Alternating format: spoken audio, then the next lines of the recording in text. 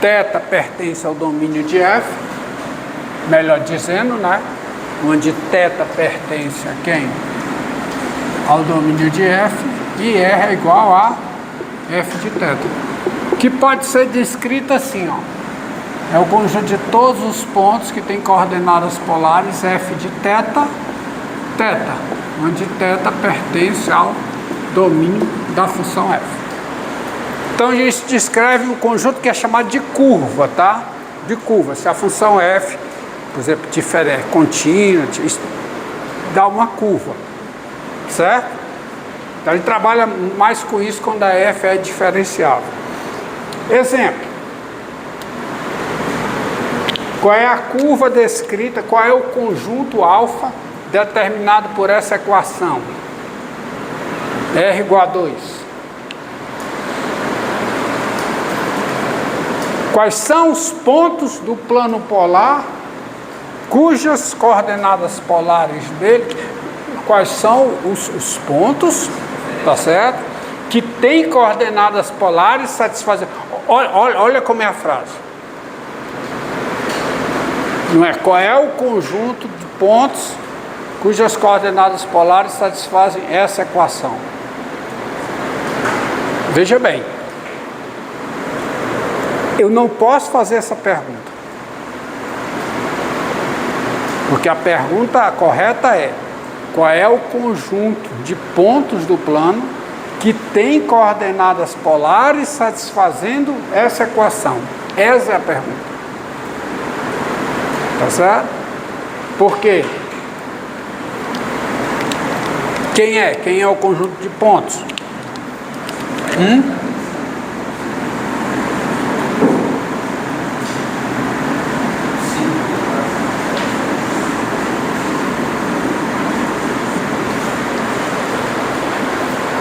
Qual é o conjunto de pontos que tem coordenadas polares satisfazendo essa equação? Qual é? A circunferência de raio 2. Que é a circunferência aqui, ó. Pega 2 aqui.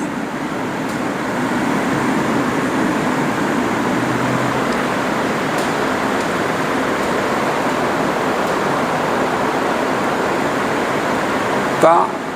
Olha, uma coisa é eu dizer, qual é o conjunto de pontos cujas coordenadas polares satisfazem essa equação? Né? Cujas coordenadas, todos os pontos daqui, tá? Satisfaz essa equação?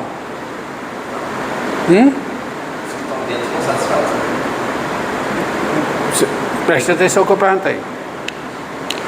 Para todo ponto aqui, as suas coordenadas polares satisfazem essa equação? Olha a pergunta que eu fiz, a pergunta errada. Quais os pontos do plano cujas coordenadas polares satisfazem esta equação? Tá? Aí, todos esses pontos aqui satisfazem esta equação?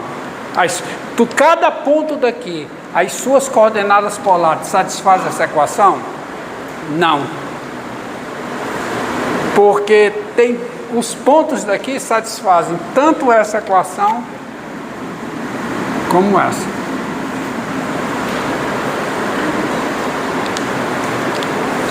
Então a pergunta é: quais os conjuntos de pontos que têm coordenadas polares satisfazendo esta equação?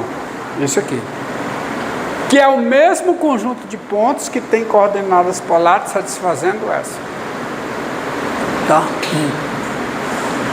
Porque não é verdade dizer que todo ponto daqui, as suas coordenadas polares satisfazem essa equação. Não.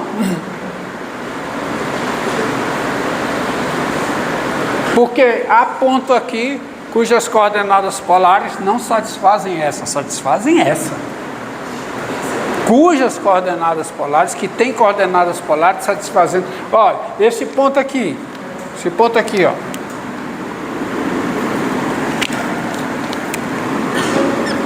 É o ponto de coordenadas polares o quê? 2, 0. Essas coordenadas polares satisfazem essa equação. Mas é o ponto de coordenadas polares menos 2π. Não satisfaz essa, satisfaz aquela.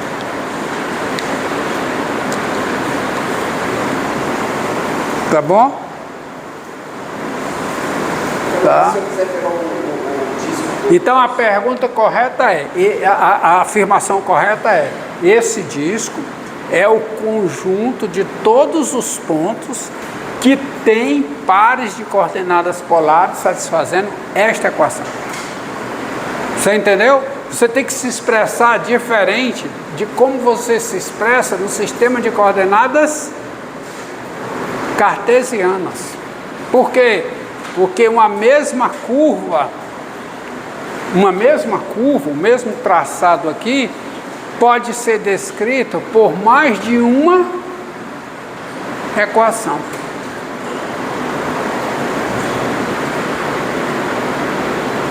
Entendeu? Pode ser descrito por mais de uma equação. Tá certo? Então você tem essa equação, e essa equação não é equivalente a essa, é? Não. Não são equações equivalentes. Tá? Bem. Então pergunta: qual é a curva em coordenadas polares descrita por esta equação aqui, ó? R igual a θ. Qual é a curva em coordenadas polares descrita por essa equação? R igual a θ. É uma espiral. Porque qual é a tabela? Qual é? Quando o θ é zero, quanto é o R? Zero. Quando o θ é π sobre 2, quanto é o R? Π sobre 2. Então ela fica aqui, ó.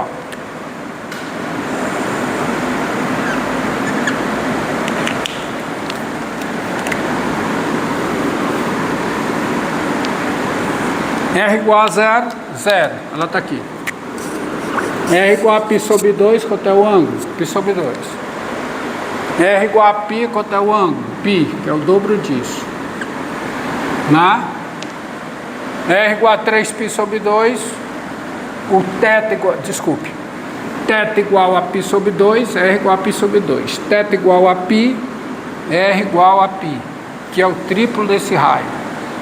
θ igual a 3π sobre 2, quanto é o raio? 3π sobre 2. Ah, desculpa, aqui é o dobro, né? Aqui é o dobro, aqui que é o triplo, tá? Aqui é o quádruplo, né? Ó. Né? Que é 2π, que é 4 vezes π sobre 2. Então ela faz isso, essa curva ela faz isso. Ela sai daqui assim, vem pra cá, depois vem pra cá. E fica, ó, é uma espiral linear, é chamada de R igual a θ, que nós chamamos de espiral linear.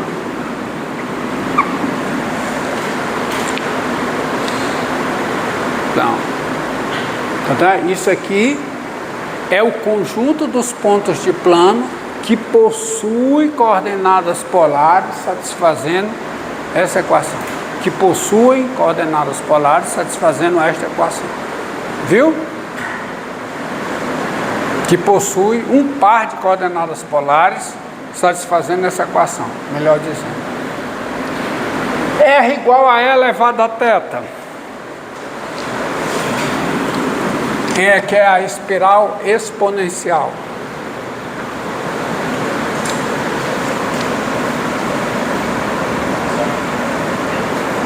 Tá. O fato é o seguinte, é quando eu escrevo alfa, quando eu escrever esse conjunto aqui, descrito desse jeito, tá? Alfa pode ser descrito por outra função G. Não necessariamente a f é a única função tal que alfa é dado desse jeito. O alfa pode ser dado por o mesmo conjunto alfa, enquanto conjunto pode ser dado por outra função. Por quê? Tá certo? Porque cada ponto desse conjunto, tá certo? Pode Bem, cada ponto desse conjunto tem par de coordenadas polares satisfazendo essa equação, senão ele não estaria nesse conjunto. Mas ele pode possuir par de coordenadas polares satisfazendo o quê? Uma outra equação. Entendeu a problemática aí? Isso vem do fato de que o mesmo ponto no plano polar possui infinitos pares de coordenadas polares. Isso não ocorre no sistema no plano cartesiano. Isso não ocorre. Tá? Então, R igual a E elevado a θ. Fica complicado eu esboçar isso aqui mantendo as proporções. Sabe por quê? Ó. Até aqui o plano polar, digamos que a distância aqui seja... Isso aqui seja a unidade. Tá?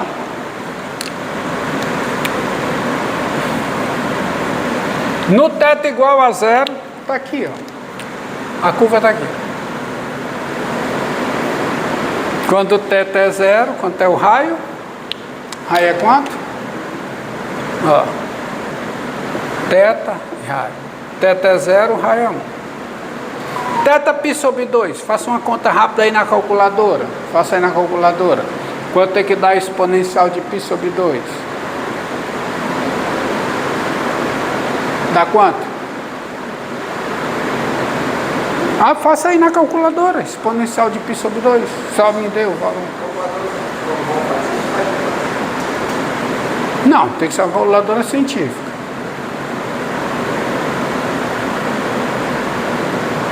Vocês têm celular e não... Quanto? 4 pontos. Alguma coisa, né? Tá? Quase 5. Ó, pega π. Pega π. Nossa, 23. Dá quanto? 23. 23, já alguma coisa, ó. Já não vou conseguir marcar o do π aqui. Ó. Do 0 eu consigo marcar. Do π sobre 2 já dá no 4, né? Já dá mais do que 4, né? Não dá mais do que 4? Né? Dá mais do que 4. Nossa, 3. Crescimento é exponencial. Já vem por aqui, não é isso? Ó, então ela sai daqui, ó, já vai para cá. Tá, é mais do que isso. No π já dá 23, ó. Já não vou conseguir responder.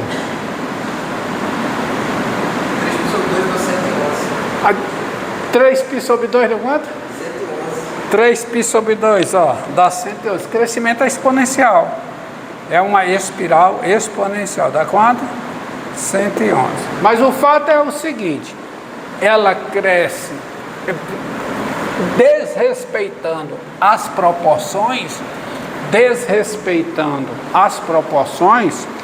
a espiral exponencial, ela, além de ter esse crescimento, né, absurdo, né, que vai aqui, mas quando vai para a origem, ó, ela vai se aproximando da origem. Ela vai se fechando aqui. Por quê? Porque limite de E elevado a θ com θ tendendo a mais infinito é mais infinito. E limite de E elevado a θ com θ tendendo a menos infinito, porque o ângulo pode ir voltando. Dá 0. Tá? Dá 0. Você pode marcar, claro, tem um ângulo infinito, tem um ângulo negativo, né? O ponto P de coordenadas menos π sobre 2, 3. Menos π sobre 2, 3. Né? Voltando. Você está medindo.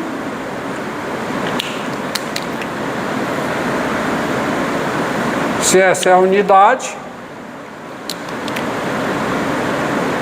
esse ângulo é o menos π sobre 2. E o raio é quanto?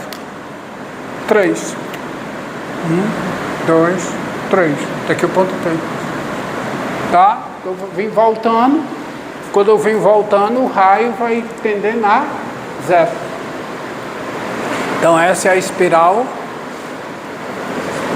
exponencial. Tá?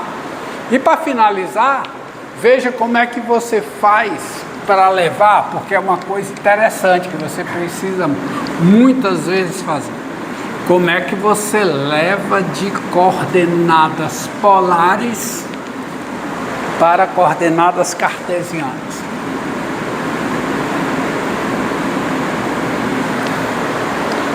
E ao se fazer isso, subentende o seguinte: quando se fala nessa conversão, está implicitamente aceito que o eixo polar é o semi-eixo polar é o semi-eixo positivo do eixo das abscissas. É a semi-reta positiva do eixo das abscissas.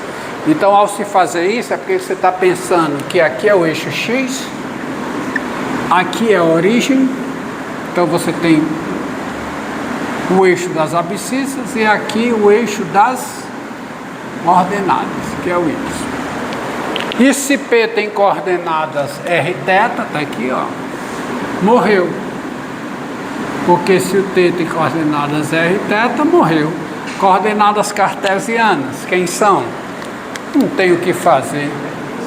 Quem são? XP, YP. Coordenadas cartesianas. Quem é XP? Quem é? R. Cosseno θ. Quem é YP? R seno θ. Então isso dá a conversão de coordenadas polares para coordenadas cartesianas. Agora, como se dá o contrário? A conversão de coordenadas cartesianas para coordenadas polares. Tá? Eu tenho coordenadas cartesianas e eu quero levar para coordenadas polares. Aí, mesma coisa, eixo. Agora eu tenho o quê? O sistema de coordenadas cartesianas e eu vou colocar o eixo polar aqui. E eu tenho um ponto P de coordenadas X e Y. Tá? Vou marcar em preto aqui. Um ponto P de coordenadas X e Y. Aí eu quero o quê? Eu quero o R e eu quero o θ. O R é fácil. Quem é o R? Eu posso pegar o R como sendo a raiz quadrada de x2 mais y2. Mas se eu pegar o R positivo, eu tenho que pegar o ângulo de acordo. Tá? Aí quem é o θ nesse caso? Quem é o θ? Hã? Cuidado, viu? Do jeito que eu desenhei aqui, isso aqui é o quê? É o arco. O arco o quê? Tangente de quem? Y sobre X, mas sob certas condições. Qual é? Para X maior do que 0. Para X maior do que 0. E Y maior do que ou igual a 0.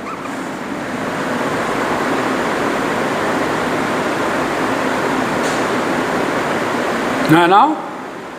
E Y maior do que ou igual a 0.